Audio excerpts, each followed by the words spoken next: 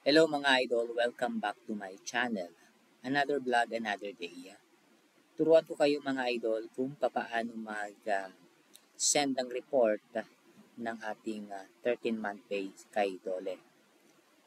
Deadline po nito is every January 15. Kaya kailangan mag-submit na po kayo dahil bukas na daw po yung deadline nito. Punta lang tayo sa portal ni Dole, clients.ncr.dole.gov.ph. Ibaba lang po tayo. Makikita natin itong 13-month pay report. Ito, 13-month pay compliance report. Every covered employers are required to submit a report on compliance with Presidential Decree 851 13-month pay law not later than January 15 of the following year through reports.dole.gov.ph.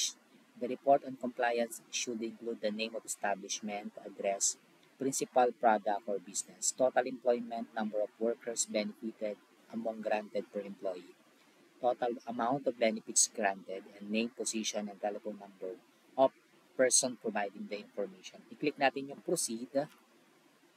Meron lang siyang privacy consent notice. Click mo lang yung I agree. Pag meron na kayong existing account, mag-login lang po tayo. For example, ako nag-login and password tayo. So, kinuha ko lang yung OTP code dun sa ating email address. I-enter lang natin ito. Dito sa dashboard, makikita nyo itong sa baba yung 13-month pay report. I-click natin yan. Tapos, choose natin itong submit report. Dito sa submit report, dito niya po i-input yung report nyo ng 13-month pay. Madali lang siya mga idol. Ang gagawin nyo lang is ilagay nyo lang yung name of employers representative nyo, yung designation niya, contact number, yung year covered by report. I-click nyo dyan. For example, yung ginawa ko 2024, total number of workers benefited, kung ilan yung total number of employees ninyo na binigyan ng 13-month pay at yung amount na ibinigay ninyong 13-month pay sa lahat ng mga empleyado ninyo. Halimbawa, ito po yung nilagay ko sa akin, 2024, tas 28 kami. Total amount of benefits granted is nasa 300,000. So, sa amount is sarado dapat yung nyo dito, i-input niyo. Huwag nyo na pong lagyan ng decimal point. Kasi nag-error siya.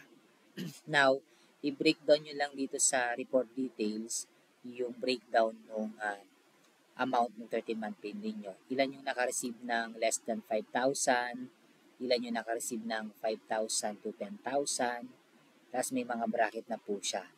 Isa-isahin nyo lang po yan para mag-total po yung inyong report details. After that, i-submit nyo na po siya. Pagka-submit ninyo, maglo-loading lang po siya ng ilang segundo. Then ito, nakalagay na siya na report submitted.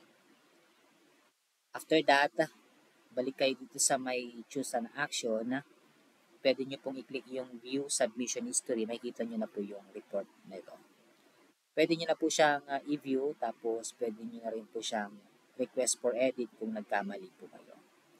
Yun lamang mga idol. Maraming salamat and God bless.